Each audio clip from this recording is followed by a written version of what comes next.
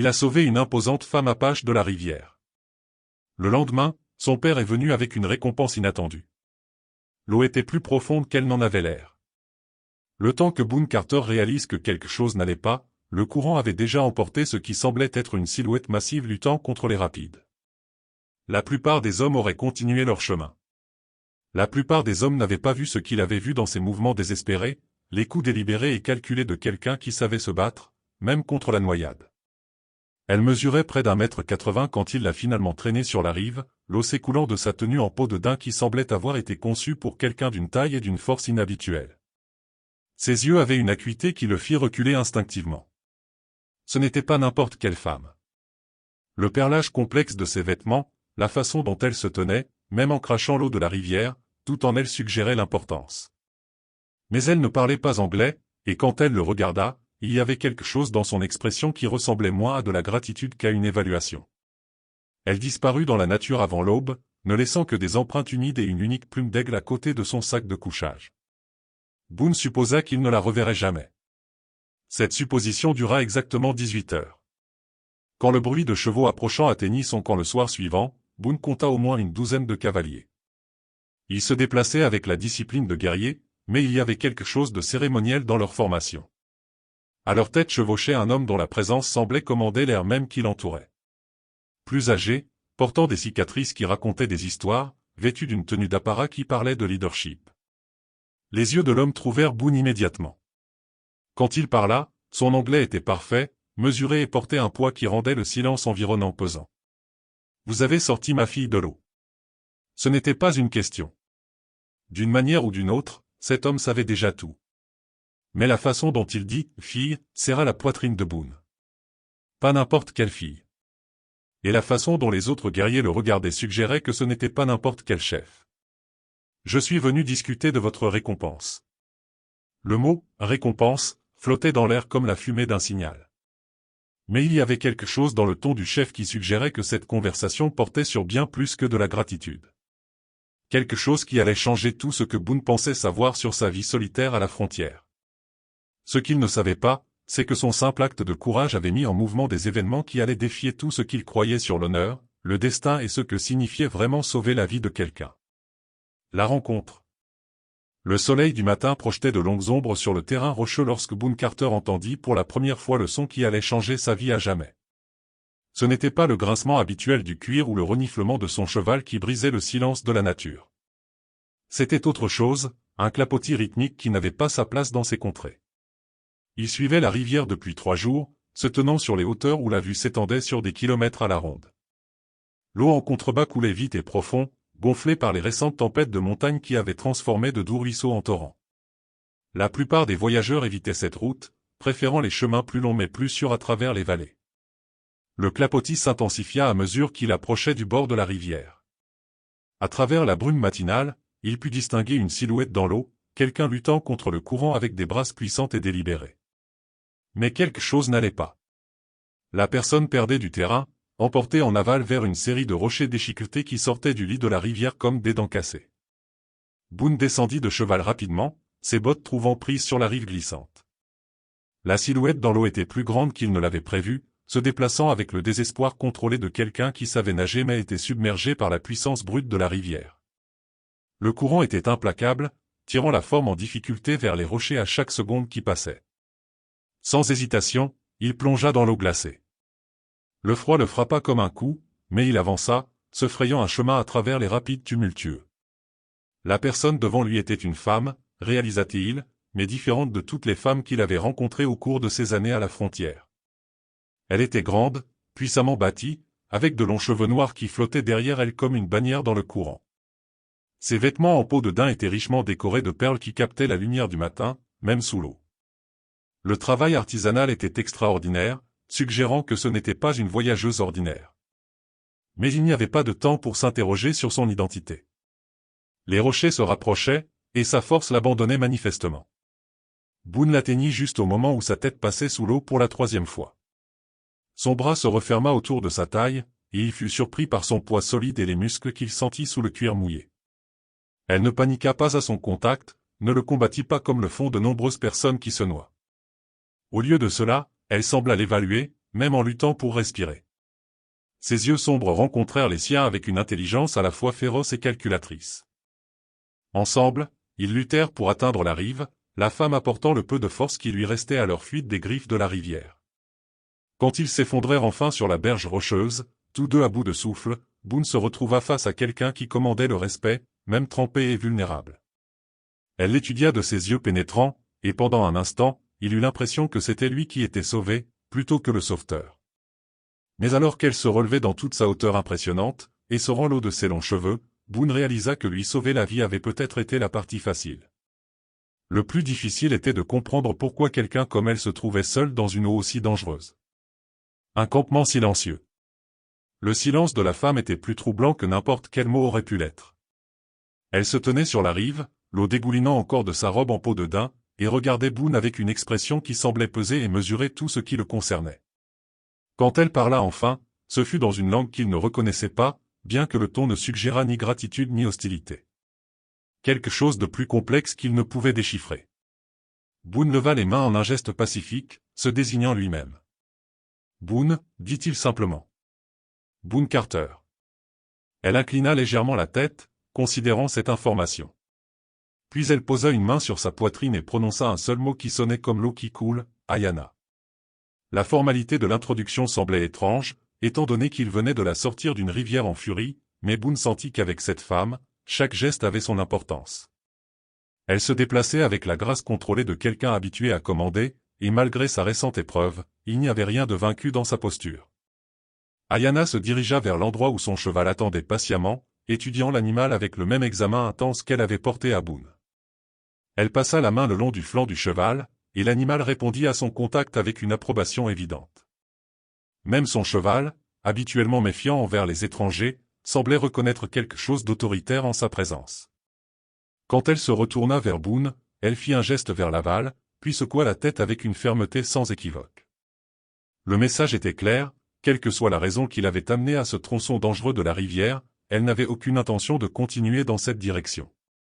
Boone désigna son petit campement au loin, puis le ciel, indiquant le soir qui approchait. Ayana suivit son regard et hocha la tête une fois, un seul mouvement décisif qui suggérait qu'elle prenait une décision calculée plutôt que de simplement accepter de l'aide. Dans son camp, elle se déplaçait avec l'efficacité de quelqu'un à l'aise dans la nature. Elle l'aida à ramasser du bois pour le feu sans qu'on le lui demande, ses mouvements précis et économiques. Mais elle jetait aussi des regards fréquents vers les collines au loin, comme si elle s'attendait à ce que quelque chose ou quelqu'un apparaisse. Alors que le soleil commençait à se coucher, projetant de longues ombres sur leur abri temporaire, Boone lui offrit de la viande séchée de ses provisions. Elle l'accepta avec un signe de tête qui aurait pu être de la gratitude, bien que son expression restât sur la réserve. Ils mangèrent dans un silence de compagnie, le crépitement du feu étant le seul son entre eux. Mais quand l'obscurité totale tomba, Ayana devint agitée.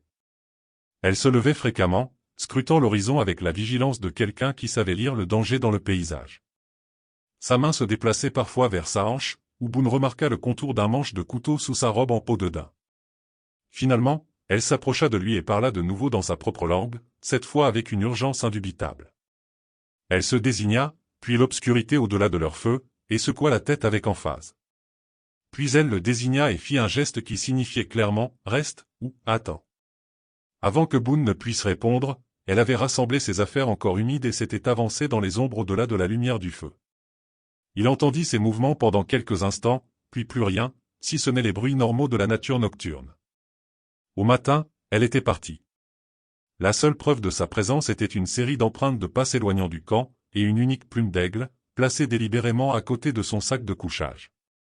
Une plume qui semblait bien trop parfaite et placée avec trop de précision pour être une coïncidence.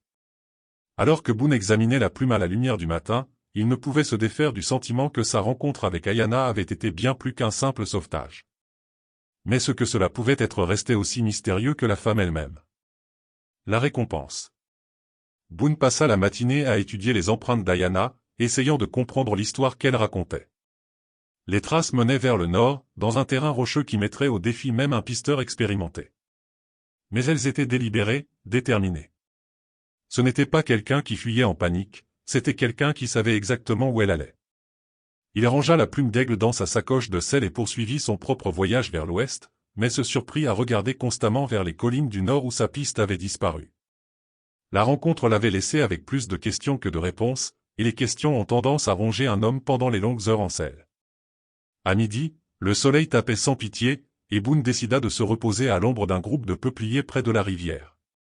Il vérifiait les fers de son cheval quand il les entendit, le son indubitable de plusieurs chevaux approchant de l'est. Les cavaliers apparurent comme des formes sombres sur l'horizon lumineux, se déplaçant avec une précision militaire. En se rapprochant, Boone compta 12 silhouettes montées, toutes portant les vêtements pratiques des gens qui vivent toute leur vie en plein air. Mais il y avait quelque chose de cérémoniel dans leur formation, quelque chose qui suggérait que ce n'était pas une patrouille ou une partie de chasse ordinaire. L'homme qui les menait attirait l'attention, même de loin. Il montait son cheval avec le genre d'autorité naturelle qui ne peut être ni apprise ni feinte, et à mesure que le groupe s'approchait du lieu de repos de Boone, cette autorité devint encore plus apparente. Il était plus âgé que les autres cavaliers, peut-être 50 hivers, avec des fils d'argent dans des cheveux encore majoritairement noirs. Des cicatrices marquaient son visage et ses mains, non pas des blessures aléatoires, mais les marques délibérées de quelqu'un qui avait survécu à de nombreuses batailles. Ses vêtements étaient à la fois pratiques et cérémoniels, décorés de symboles qui parlaient de leadership et de respect gagné par les actes plutôt que par la naissance. Quand le groupe s'arrêta à 20 pieds de la position de Boone, le chef descendit de cheval avec une grâce fluide. Ses yeux sombres absorbèrent chaque détail du camp de Boone, de son cheval, de ses armes, et finalement de Boone lui-même. L'examen semblait approfondi et professionnel, comme être évalué par quelqu'un qui pouvait lire le caractère d'un homme dans la façon dont il entretenait son équipement. « Vous avez sorti ma fille de l'eau », dit l'homme dans un anglais non seulement fluide, mais qui portait la cadence de quelqu'un qui l'avait assez bien appris pour l'utiliser comme un outil de diplomatie. La déclaration frappa Boone comme un coup, non pas parce qu'elle était menaçante, mais parce qu'elle révélait à quel point cet homme en savait déjà. Il n'avait pas demandé si Boone avait vu une femme, ou s'il avait été près de la rivière. Il savait exactement ce qui s'était passé, probablement jusqu'au moindre détail. « Votre fille » parvint à dire Boone, bien que les mots semblassent inadéquats. L'homme s'approcha, et Boone put voir que ses yeux avaient la même intensité intelligente qu'il avait remarquée chez Ayana. « Elle s'appelle Ayana. Elle m'a parlé de l'homme qui a risqué sa vie pour une étrangère. » Une douzaine de questions se formèrent dans l'esprit de Boone, mais le chef continua avant qu'il ne puisse en exprimer une seule. « Je suis Nasta, dit-il, et la façon dont il prononça son propre nom suggérait qu'il avait du poids dans ces contrées. Chef de notre peuple. Et vous, Boone Carter, avez fait quelque chose qui exige une reconnaissance. Le mot « reconnaissance » flottait dans l'air avec des implications que Boone ne pouvait pas encore comprendre. Mais quelque chose dans le ton de Nasta suggérait que cette conversation allait devenir bien plus significative qu'une simple expression de gratitude paternelle. Nasta fit signe à Boone de s'asseoir, transformant ce qui aurait pu être une confrontation intimidante en quelque chose de plus semblable à une réunion formelle. Les autres guerriers restèrent à cheval, mais détendirent légèrement leur posture, bien que Boone remarquât qu'ils maintenaient des positions qui leur permettraient de réagir rapidement si nécessaire. « Ma fille n'était pas dans cette rivière par accident », commença Nasta, s'installant en tailleur sur le sol avec l'aisance de quelqu'un qui avait mené d'importantes affaires dans des circonstances similaires d'innombrables fois. Elle y était par devoir, par honneur. Parce que parfois, le chemin le plus dangereux est le seul qui mène là où nous devons aller. Boone se retrouva à se pencher en avant malgré sa prudence. Chaque mot prononcé par Nasta semblait porteur de multiples significations, et il sentait que comprendre ces significations pourrait être crucial pour comprendre pourquoi 12 guerriers armés l'avaient retrouvé. Il y a 3 jours, nos éclaireurs ont rapporté la présence d'étrangers traversant notre territoire, poursuivit Nasta. Des hommes qui ne montraient aucun respect pour la terre, qui prenaient ce qui leur plaisait et laissaient la destruction dans leur sillage. Ma fille s'est portée volontaire pour traverser la rivière et découvrir leurs véritables intentions. Les pièces du puzzle commencèrent à s'assembler dans l'esprit de Boone. Ayana ne traversait pas la rivière pour le plaisir ou par commodité. Elle était en mission de reconnaissance qui avait failli lui coûter la vie. Le courant était plus fort que prévu, dit Nasta, et pour la première fois, Boone entendit quelque chose qui aurait pu être de la vulnérabilité dans sa voix. Elle est forte, habile, mais la rivière n'a de pitié pour personne. Boone hocha la tête, se souvenant comment même la force évidente d'Ayana n'avait pas été de taille face à l'eau tumultueuse. Elle s'est bien battue, mais encore quelques minutes. Oui, dit simplement Nasta. Encore quelques minutes, et mon peuple aurait perdu non seulement une fille, mais notre futur chef.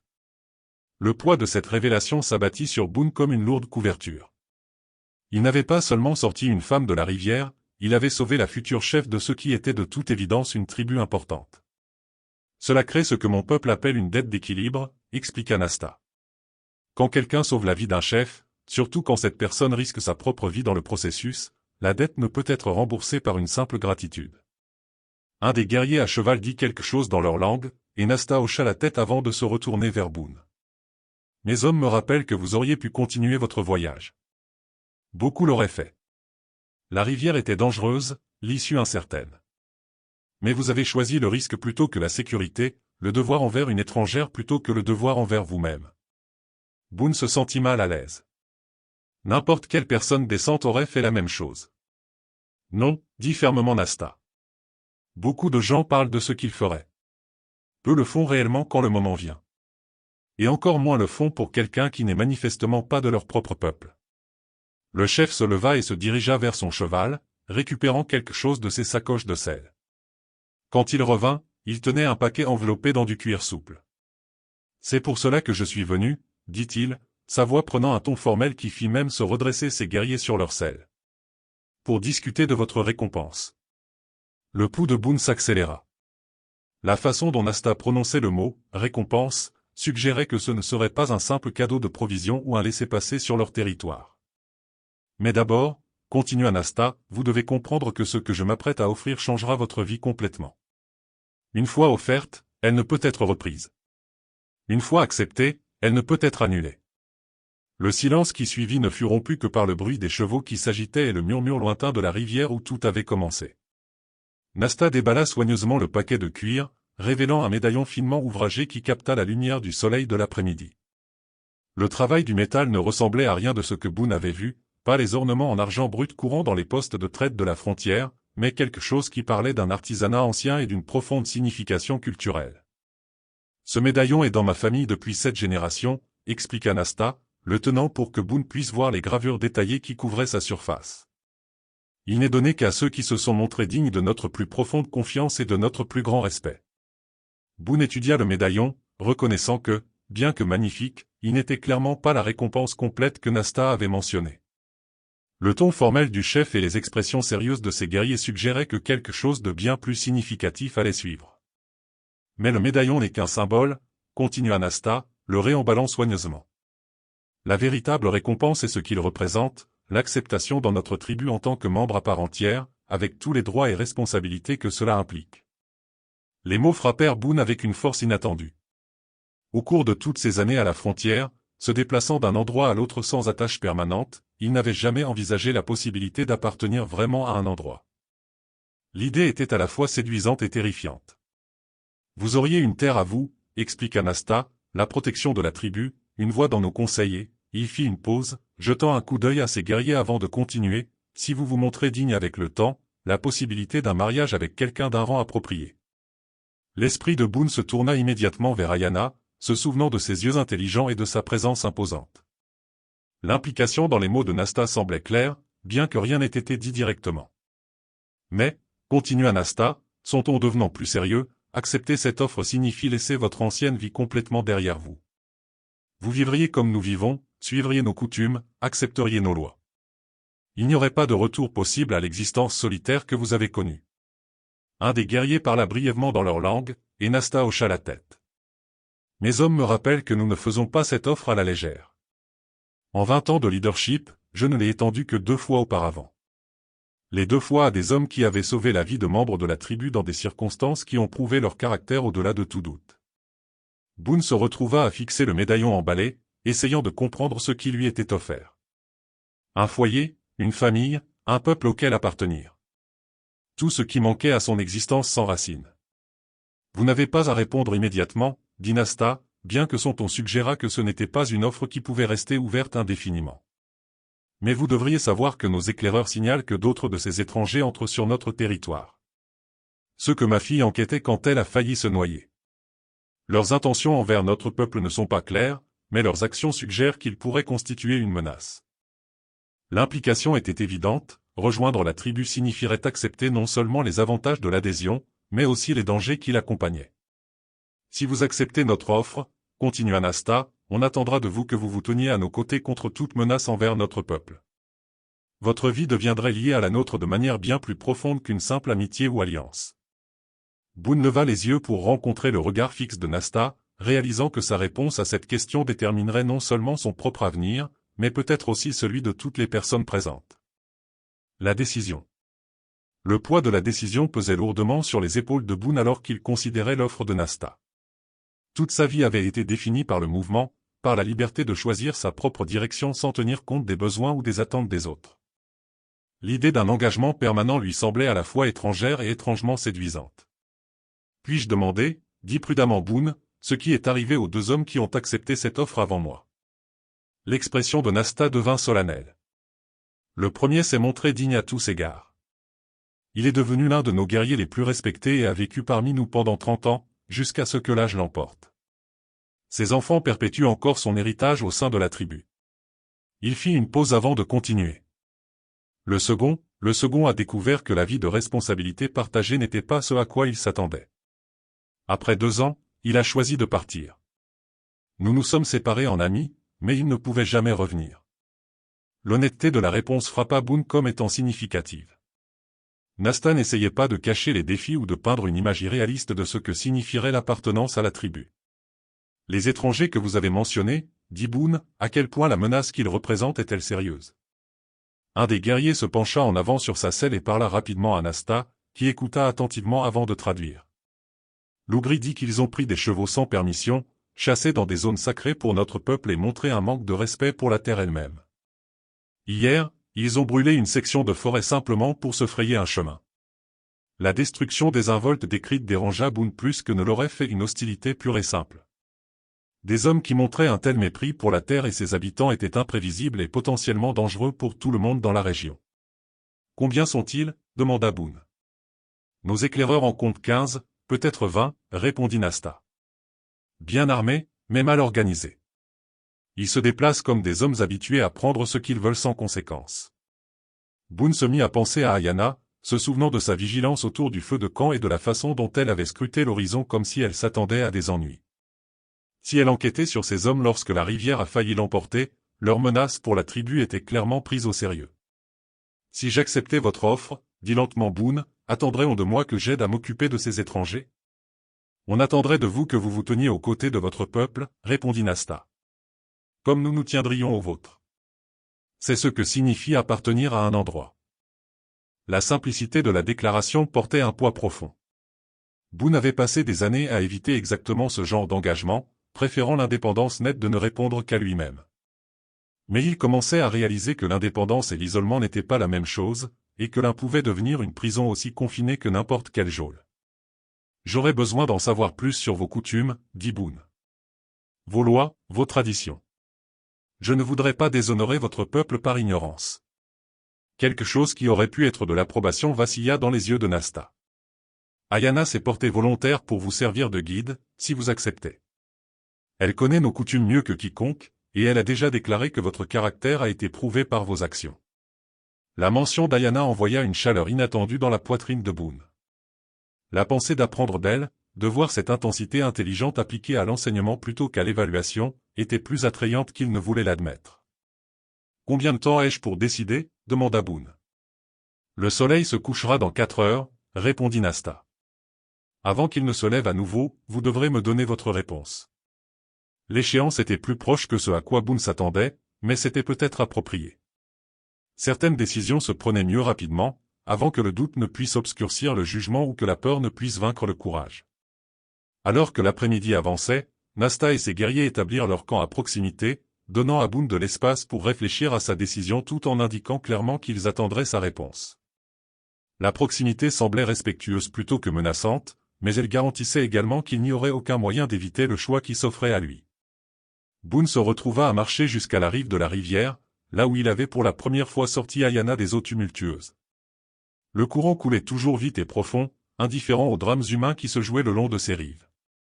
Debout là, il essaya d'imaginer à quoi ressemblerait sa vie s'il acceptait l'offre de Nasta.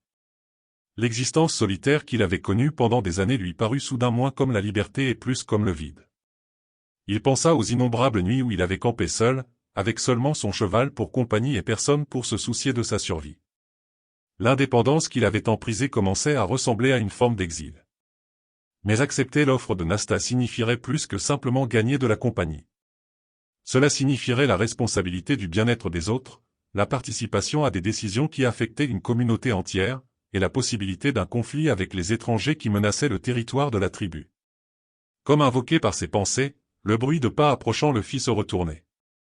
Ayana émergea des arbres, se déplaçant avec la même grâce silencieuse dont il se souvenait de leurs brefs moments ensemble.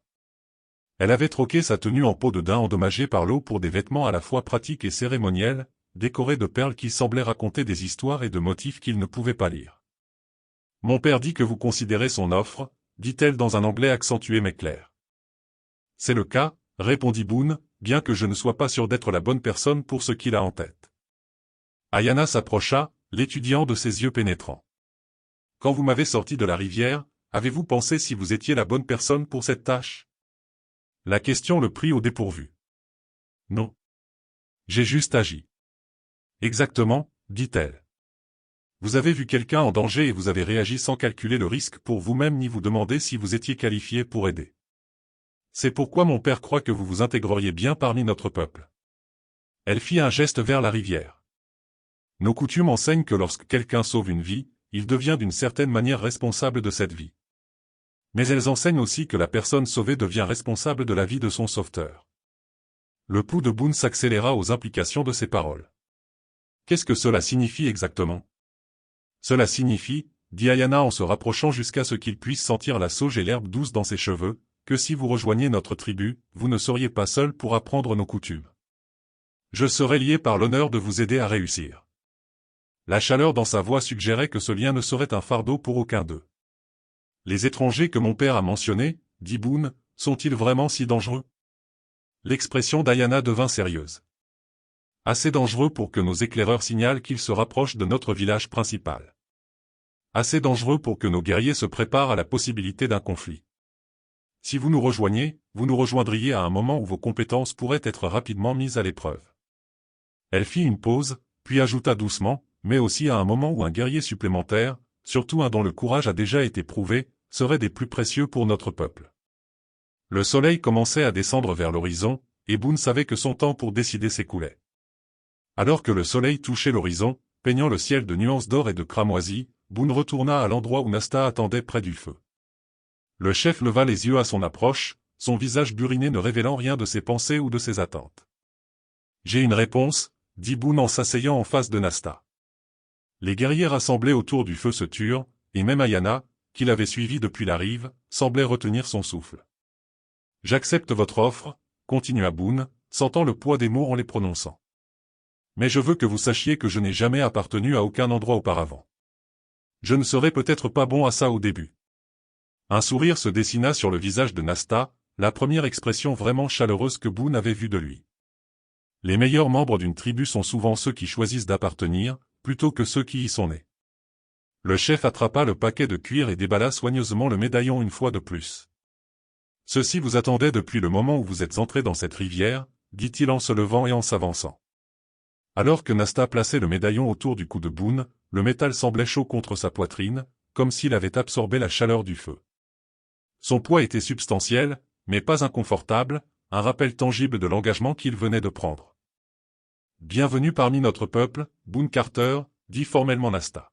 « À partir de ce jour, votre bien-être est notre bien-être, vos luttes sont nos luttes, vos victoires sont nos victoires. » Les guerriers autour du feu exprimèrent leur approbation dans leur propre langue, et Boone fut surpris de voir à quel point leur acceptation comptait pour lui. Mais ce fut le sourire d'Ayana qui le réchauffa vraiment, brillant et sincère à la lumière du feu. « Maintenant, » continua Nasta, son ton devenant plus pragmatique, « nous avons des affaires urgentes à régler. Les étrangers que j'ai mentionnés se sont rapprochés de notre territoire. Demain, nous devons nous occuper d'eux avant qu'ils ne constituent une plus grande menace pour notre peuple. » Boone hocha la tête, comprenant que son premier test en tant que membre de la tribu viendrait plus tôt que prévu. « De quoi avez-vous besoin que je fasse ? » « Votre connaissance de la façon de penser de tels hommes sera précieuse, » répondit Nasta. « Beaucoup de nos guerriers ont combattu d'autres tribus, mais peu ont eu affaire au genre d'hommes qui détruisent par plaisir plutôt que par nécessité. Au cours de l'heure suivante, Alors que les plans étaient élaborés et les stratégies discutées, Boone se retrouva à apporter des idées et à poser des questions qui furent reçues avec respect et considération. Pour la première fois de sa vie d'adulte, il faisait partie de quelque chose de plus grand que lui-même. Alors que le feu s'éteignait et que le groupe se préparait à se reposer, Ayana s'approcha de lui une dernière fois. L'offre de mon père incluait la possibilité d'un mariage, dit-elle doucement, sa franchise à la fois surprenante et rafraîchissante. Mais c'est un choix qu'il nous appartiendrait de faire, avec le temps, si nous découvrons que nous nous convenons. Boone soutint son regard. J'aimerais avoir cette chance de le découvrir. Elle hocha la tête une fois, satisfaite. Alors nous verrons ce que l'avenir nous réserve. Le lendemain matin, alors qu'ils chevauchaient ensemble vers le village tribal où Boone commencerait sa nouvelle vie, il réalisa que la récompense inattendue que Nasta avait offerte était bien plus précieuse que l'or ou la terre. C'était la chance d'appartenir à un endroit, de faire partie de quelque chose de significatif, et peut-être de trouver le genre de compagnie qui rend toutes les luttes de la vie dignes d'être vécues. Le sauvetage dans la rivière n'avait duré que quelques minutes, mais ses conséquences façonneraient le reste de ses jours.